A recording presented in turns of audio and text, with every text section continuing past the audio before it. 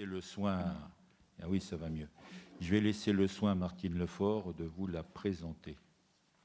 Donc, première décision modificative en section d'investissement pour l'année 2021.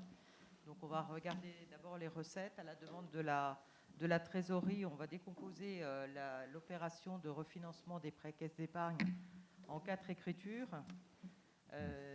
Notamment, vous pouvez regarder au chapitre 166, une écriture en dépenses pour le remboursement du prêt d'1 891 483,70, une écriture d'ordre concernant les pénalités qui sont les frais de renégociation qui sont intégrés au capital. Cette opération d'ordre, vous la retrouvez en recette, et un ajustement sur le nouveau montant du prêt à 1 911 183,67. Ce jeu d'écriture génère une augmentation des recettes de 19 699,97, et donc ces recettes sont affectées à l'opération 400 en dépenses, autres bâtiments publics. À l'école primaire Marie Curie, autre opération, il a été souhaité l'acquisition d'un tableau numérique. Les crédits étaient insuffisants sur l'opération 426 de matériel. Donc, on affecte ce crédit de 678,80 à l'informatique pour pouvoir acheter ce tableau. Le vidéoprojecteur de la salle de spectacle a rendu l'âme, donc dépenses imprévues. Il a fallu racheter un vidéoprojecteur. Donc, il y a une opération de diminution sur la voirie de 18 390 pour l'affecter à l'informatique, opération 431. Donc, voilà la première décision. Ça a pour objet d'augmenter de 19 000 la section d'investissement. 19 699,97. Oui. Et donc, oui, pour les deux emprunts qui avaient été renégociés, donc effectivement, la perception, oui, a demandé une autre présentation dans le budget. Voilà. J'en profite pour dire quand même que cet emprunt qui a été restructuré, les pénalités s'élèvent à 19 699,97 et non pas à 130 000, comme sur certaines publications qu'on a pu trouver. Oui. Mais ça, c'est souvent généralisé. Vous pouvez retrouver cela dans le rapport d'orientation budgétaire. Voilà. Et comme on le dit, la dette n'augmente pas, elle baisse légèrement. Bien. Y a-t-il des remarques? Non? Qui est contre? Qui s'abstient? Très bien. Donc, qui est pour? Bonsoir, Catherine. Tu es arrivée un peu... On l'a noté? Elle est arrivée à l'heure, je ne t'avais pas vu. Bon, alors, frais de scolarité, bon, c'est classique. Tous les ans, nous restons sur la même somme. Vous savez, les dérogations d'enfants entre communes, elles se font en gratuité totale. Mais il arrive que pour certains enfants qui vont dans des écoles spécialisées, il y ait l'application. Voilà. Donc, le frais de scolarité reste à hauteur de 831,43 €. On avait fait une étude, je crois que c'est en 2020. Si on prend tout en compte, on n'a pas tout pris en compte, on arrive à 1 500 € par élève. Bon voilà, donc il convient qu'on adopte cette somme. Y a-t-il des remarques? Qui est contre? Qui s'abstient? Qui est pour? Merci. Alors là, ça fait des années qu'on se bat. Restauration, il y a 3 statues, effectivement, dans l'église, l'église Saint-Jean-Baptiste. Donc, ça fait des années qu'on a demandé la restauration. Il y a eu plusieurs visites de la DRAC, du département. Il s'est trouvé que la dernière fois, le département n'avait plus de quoi financer. Il y en a pour à peu près, voilà, on vous l'a dit, 7 352 €. Donc voilà, on peut maintenant, on a eu les instructions qu'il faut pour présenter le sujet. Et donc on vous dit que 20% pour le financement pour le conseil régional, 30% pour le département, voilà, et le reste, bien sûr, à la charge de la commune. Bien, donc ces recettes, on dit qu'ils sont imputées au budget déjà 2021. Y a-t-il des remarques? Qui est contre? Qui s'abstient? Merci. Alors ensuite, il y a 2 conventions qui concernent la commune de Gouverne. On fait des échanges des enfants ou des assistantes maternelles de la commune de Gouverne qui bénéficient de nos services. Donc la première convention concerne les temps extrascolaires et périscolaires, donc les mercredis, les petites et grandes vacances, pour les enfants de la commune de Gouverne. Donc on a revu toute la convention avec Madame le maire de Gouverne et vous les avez en annexe. Donc voilà, on les a un peu réévalués compte tenu effectivement du coût, des coûts horaires, des coûts administratifs aussi. Mais bon, et puis par endroit, il y a des sommes qui sont à la charge des parents ou à la charge de la commune. Alors pour la première convention, pour les temps d'accueil des enfants, y a-t-il des remarques? Qui est contre? Qui s'abstient? Merci. C'est la solidarité entre les communes. Ensuite, convention sur l'accueil des assistantes maternelles agréées et des familles de la commune de Gouverne sur les temps d'animation, de professionnalisation et d'information à travers le RAM, donc le relais d'assistantes maternelles.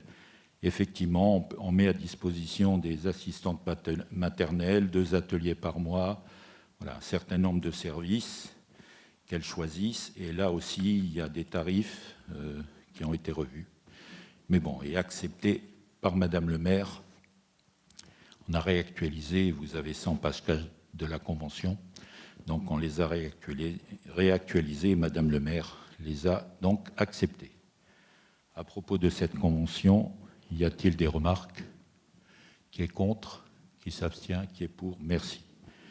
Ensuite, modification du tableau des effectifs. Comme on le dit à chaque fois, c'est classique. Ludovic a travaillé le sujet. Tu le présentes, Ludovic? Merci à toi.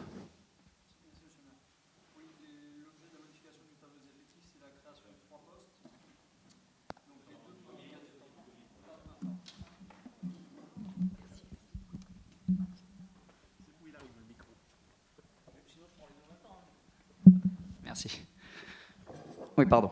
Donc, modification du tableau des effectifs. Le premier cas de figure, c'est la création de 2 postes d'ATSEM principal de 2e classe, puisque dans les 2 cas de figure concernés, les agents arrivent au bout de l'échéance que l'on peut leur fixer sur la durée de leur contrat. Et donc, comme ce sont des agents qui donnent satisfaction, la première personne passe les concours et donc ça permet de prolonger son contrat dans l'attente de la réussite au concours. Le deuxième cas de figure, c'est une disponibilité pour convenance personnelle, c'est-à-dire que l'agent part et donc on souhaite avoir la possibilité de faire un contrat de longue durée pour la personne qui va la remplacer. Donc ça, c'est les 2 premiers cas et je vais en profiter pour présenter également le deuxième cas de figure. C'est exactement le même type de fonctionnement, sauf qu'on est, à défaut d'être sur un temps complet, on est sur un temps non complet, donc 8 heures hebdomadaires, pour le cas de figure d'un agent qui également passe le concours. Et donc l'objectif est aussi de pouvoir avoir un autre article juridique qui permet de faire une durée de contrat supérieure dans l'attente de réussite du concours. Le but étant de permettre à terme, lorsque les agents réussiront les concours, de pouvoir les nommer stagiaires et après de les fonctionnariser, entre guillemets. Donc l'objectif de la présente délibération, c'est de créer les 3 postes concernés pour les 3 agents. Merci.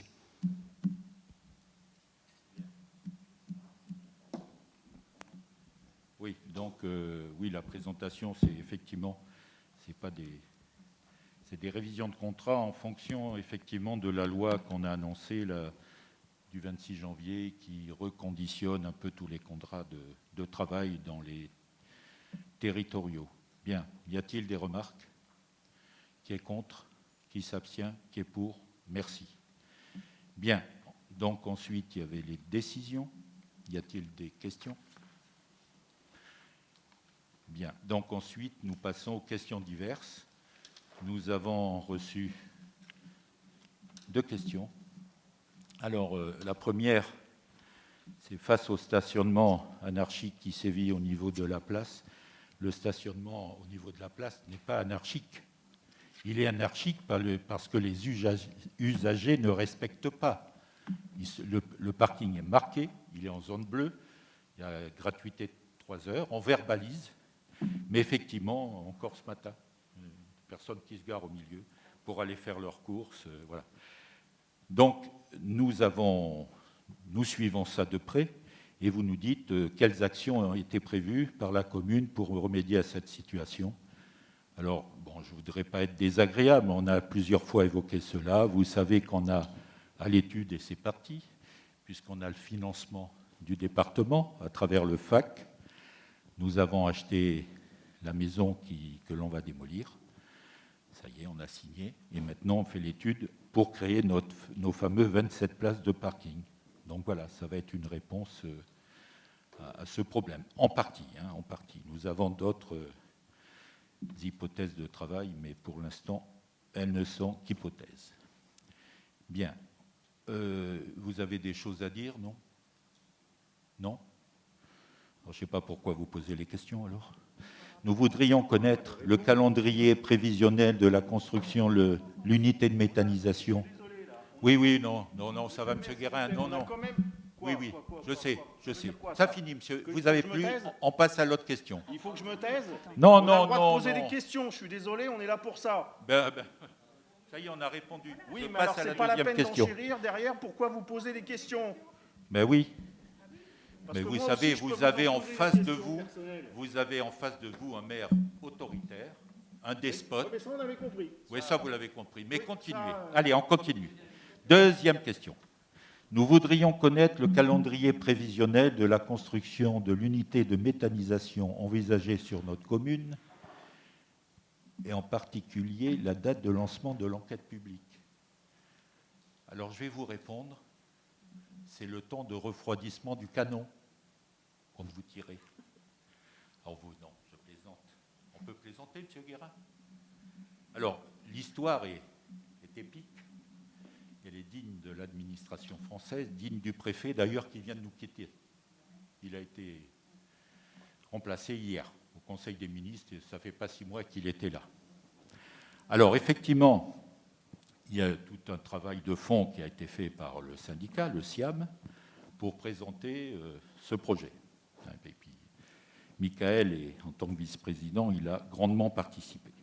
Le problème, c'est que le SIAM, on a signé le 16 février le PC, le permis concernant la méthanisation, le bâtiment pédagogique et les installations d'épuration, les puits à carbone et autres.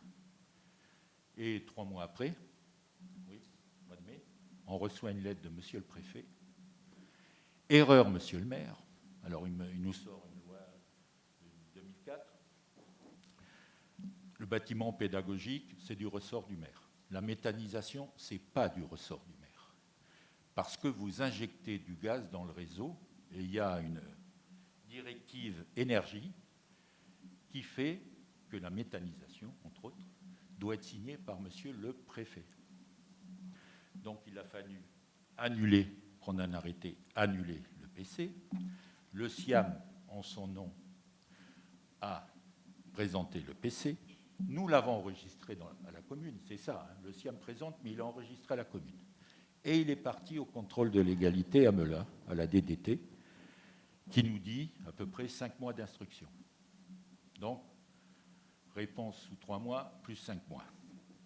Alors, donc, on ne sait pas quand est-ce qu'il sera accepté, approuvé, si ce n'est que le SIAM est en train de dissocier les 2 PC. La méthanisation partira à la DDT à Melun. Et par contre, tout ce qui est l'accompagnement, le bâtiment pédagogique et les petites installations resteront sous la responsabilité du maire.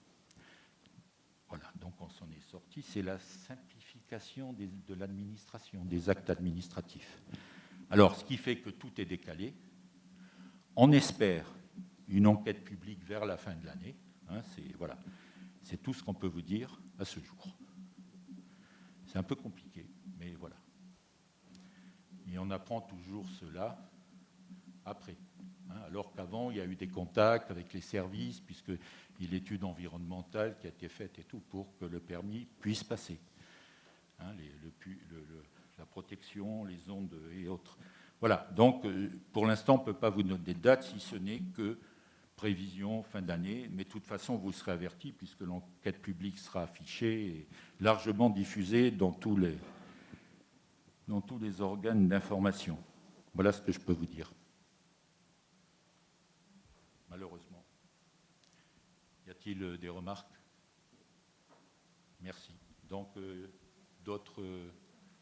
il n'y a plus rien à dire. C'est parfait. Il est... C'est ça, 19h17. Bien, donc le conseil est clos. Il y a des signatures? Bon, vous venez signer. Merci.